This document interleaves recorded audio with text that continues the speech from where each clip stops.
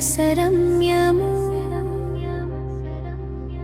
ఆది కావ్యము అనంత జీవన వాహిని విష్ణు కథా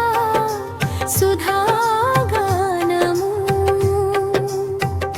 మహాచక్రవర్తి దశరథుడు ధీర పరాక్రమ ధర్మ పరాయణుడు ప్రజల శ్రేయస్సు రాజ్యే శ్రేయస్సుగా మలచిన ధర్మ పరాయణుడన్యుడు బ్రహ్మనిరతికి శౌర్య పరాక్రమలకు ఋషి పుంగవుల తపోదీక్షకు సుభిక్ష పాలనకు నిలిచే ప్రతీకగా మారెను అయోధ్య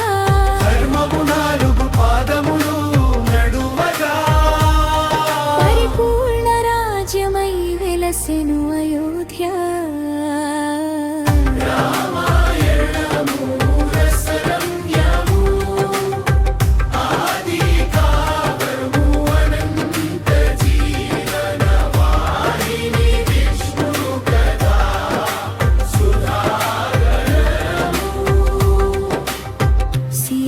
సీతారాముల దివ్య చరిత్రము